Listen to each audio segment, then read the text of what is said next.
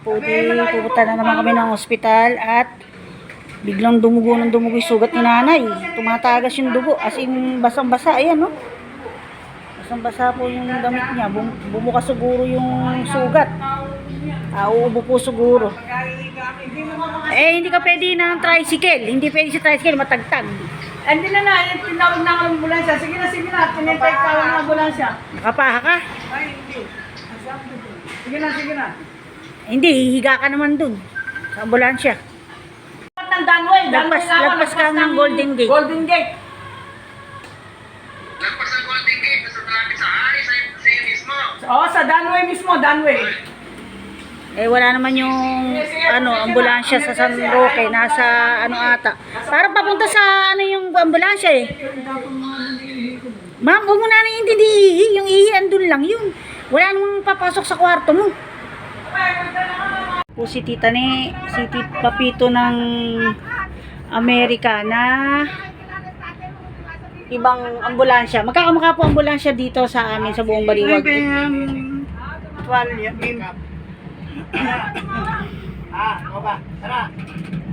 Ano ba, tissue? Ayan, sa bagong na yun po ata ito. Ay, teka lang. Susubak ko.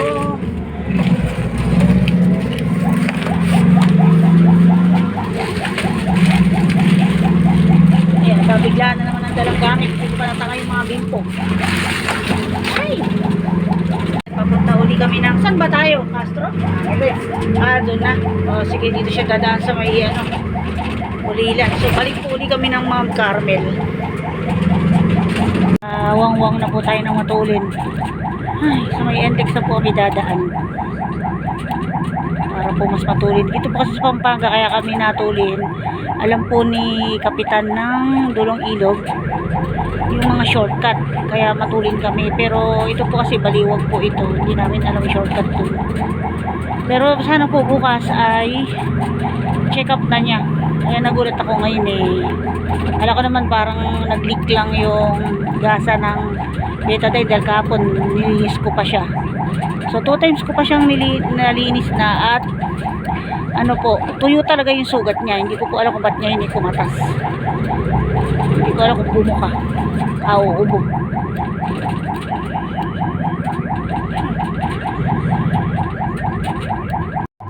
Ayan, hindi na natapos yung ating aberya. Akala ko magiging okay na lahat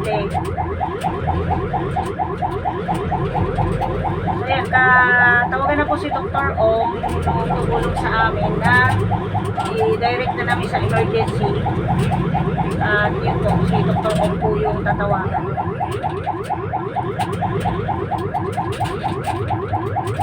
Kaya naman nung nasa ambulansya kasi talagang magwawang matulin.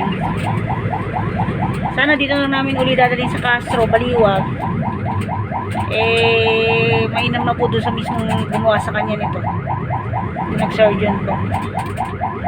Na po tayo mga kabuti. Ngayon, hindi na po nagwang-wang kasi nga. Hindi na talaga dapat dito yung mga sasakyan.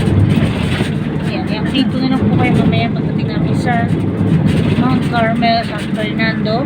Mount Carmel Medical Center, San Fernando City. Pagka nasa emergency room na kami. Buwang-buwang na po si Kuya kasi nasa traffic na tayo. San Fernando na tayo. Yung po palang Mount Carmel Medical Center ay halos pa-Angeles na nga rin. Kaya yung iba sinasabi Angeles City yun. Tapos yung iba naman San Fernando. So yun, medyo mayug-yug po. Pasensya na. Carmel na po tayo.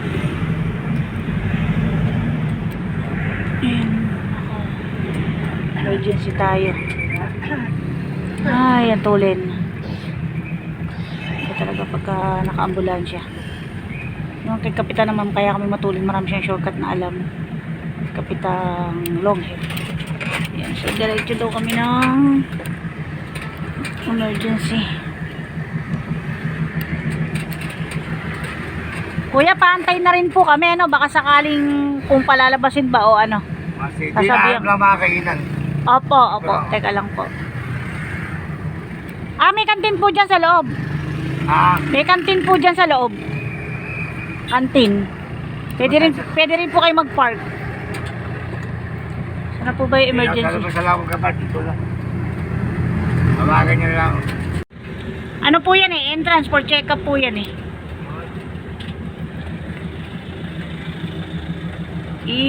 Ibalik nyo po ulit, tas lagpas kayong konti. Nakabisado ko na sa tagal ko.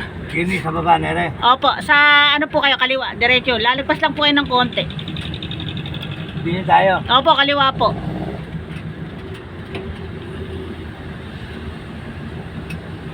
Tas may parking po doon sa papaloob. Kakaliwa din po kayo.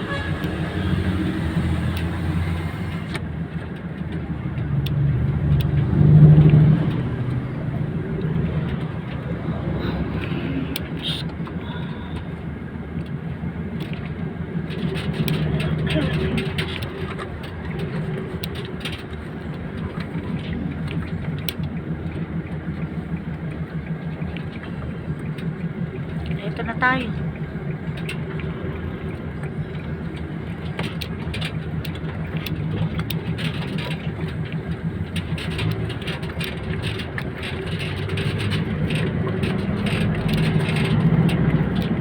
Hindi po kaya ilagpas nyo.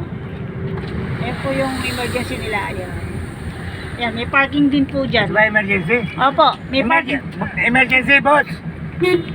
Boss, emergency. Ayun po. Tapos po yung parang daan na yan, diretso po kayo may parking doon pagka baba po ng pasyente. Tapos may kantin din po dyan sa kanan.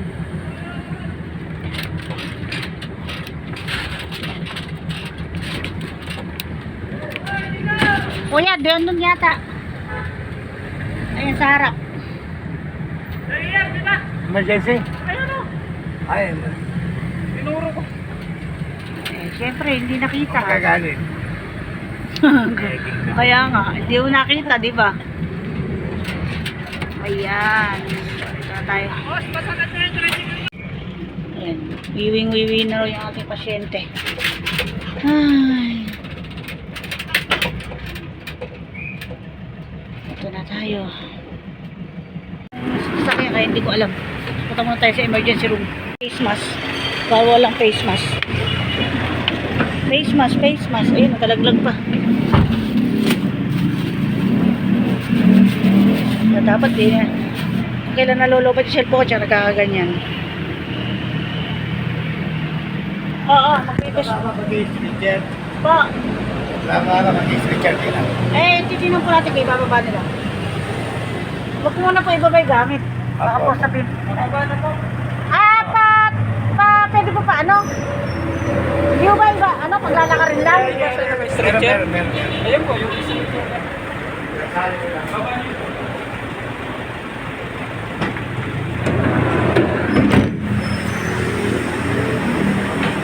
Ay!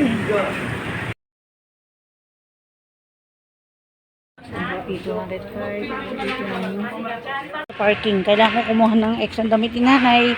Nagwiwisi sa tsata, kaya lang ay may supot kasi tsata, kaya lang nag-overflow. Ay, ako, makain ata yung driver. Pinigyan ko ng pangkain. Teka lang. Oh my God. Buko tayo ng kumakain, pero kailangan kasi yung damit.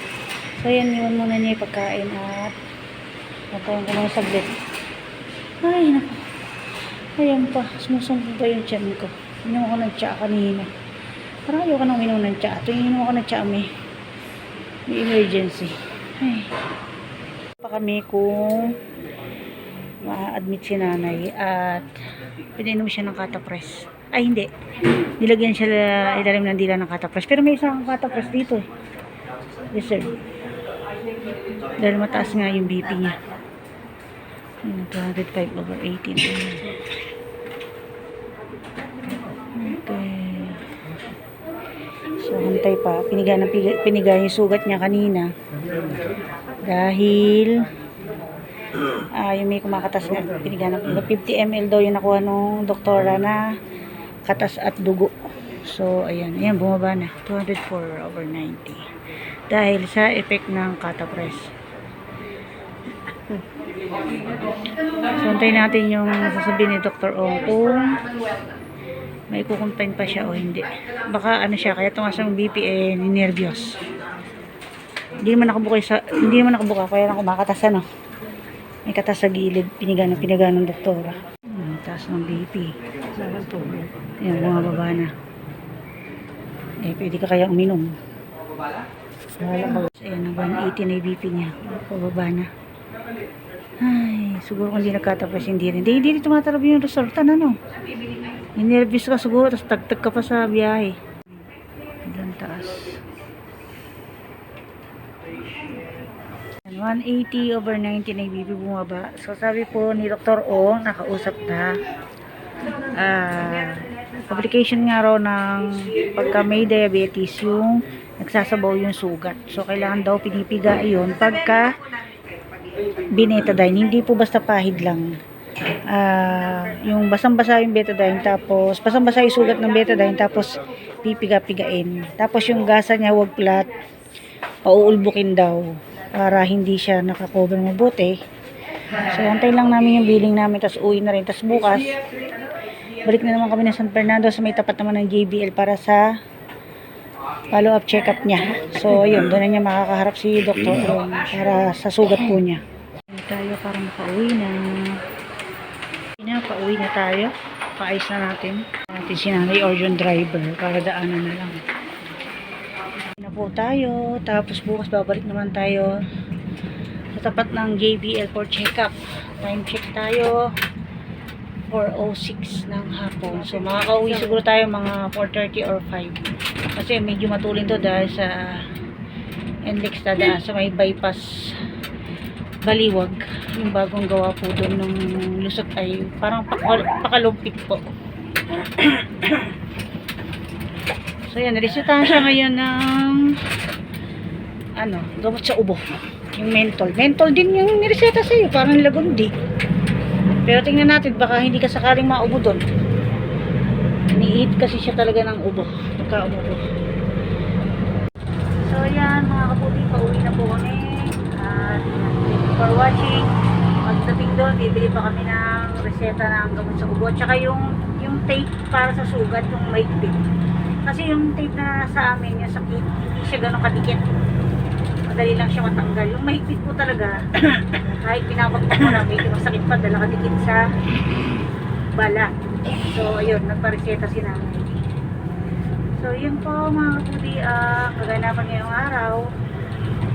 Napaaga yung check-up niya, pero kay naman na-release yung katas na dahil kaysa yung hindi lumabas. So, yun to po ay pagka diabetic yung tao, nagiging sabaw yung katas sa loob, parang gano'n.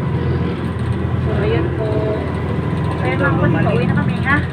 Talagang daw gumaling. Ay, oo, kasi nga mataas ang sugar. So, yung palang opera niya, 10 layer yon, sabi ng doktora. Hindi naman basta isang hiwa, isang kahila. Bawat skin natin at saka yung tissue, yan, tissue sa loob ay layer by layer. So, 10 layer, 10 tayo. Ganun po. So, hindi mo kung bumuka ay lilitaw na yung bituka. Parang ganun. So, hindi naman bumuka yung tahi ni nanay. Kasi, tinitingnan ko habang pinipiga. Malabas yung juice niya o yung dugo at saka yung katas. Pero doon pa rin sa guhit lang nung pagkakatahi. Pero walang nakabuka. Malalaman po natin bukas kung dadagdagan siya ng dosage na antibiotic at kung gagawin pa ng another 1 week pa. So, gagawin 2 weeks. So, ayun.